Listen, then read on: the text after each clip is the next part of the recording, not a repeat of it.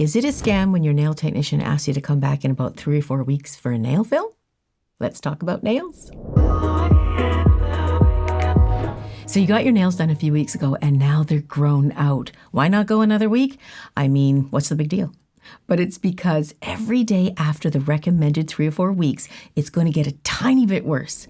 It's all about leverage because it's getting off balance. It's really heavy on one end. Let me explain the difference and how this works.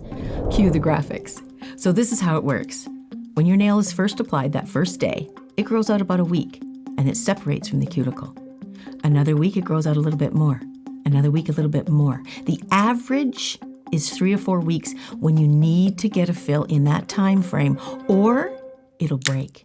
It'll break right across the center, or it'll lift right from the cuticle and just swing right up like a teeter-totter. Now, before that, there'll be tiny little cracks. You won't even see them. Just these little tiny cracks appear, and then eventually it gets into be a bigger crack, and then eventually you notice the break. You didn't notice the tiny crack, but you noticed the break. So that's why it's majorly to do about leverage. Another reason, it just really looks bad. Every week it grows out away from the cuticle, they look really bad. They're misshaped, they're extra heavy, they're weighted, they're lopsided. It's just a mess. This gets worse every week naturally. If you have a darker color, you're really going to see the grow out because it's really apparent when it starts to grow out. Okay? Another reason, it can cost a lot more, and this is why. The nail can flip, as I said before. It can break, leaving it a mess. And for this reason alone, now your nail technician has to spend more time working at it to get that product off before they can fill it in again. This causes a lot of extra work for the nail technician, and it can actually cause discomfort to you and for the nail technician. Not all techs have the skill to even file up all the lifted stuff, and they may not even have a time.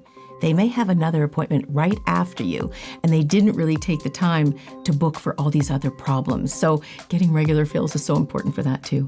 So if you do wait a long time in between fills and these problems do happen, let your nail technician know ahead of time because they're going to have to add time to get everything fixed up for you. Not to mention, the more product that they remove, the more product they have to put on. And that can also cost you more money. So if you think about it, you're delaying having to pay more money if you wait too long. You'll have to pay it anyway. So it's just really not worth it. So I do recommend that you get in for your nail fill according to your personal growth, with the average being 3 to 4 weeks. Make that appointment and try your best to keep it. Now, if something happens and you can't honor that appointment and you need more time, then I strongly suggest you shorten. And I would shorten the busiest fingers. That's usually the thumb and the index fingers, right? Shorten those as much as you can to stop for them being so long, because that's what's going to break them, because you've gone over time.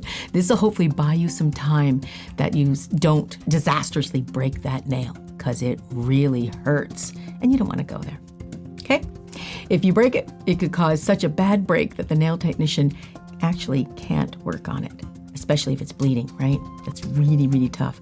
This is really what your nail technician means when they talk about getting a regular fill. They're trying to save you major damage and costly repairs. They're really trying to save your nails, right? Thanks for watching, you guys. I hope that helps understand when to get your nail fill and make sure you get them on time.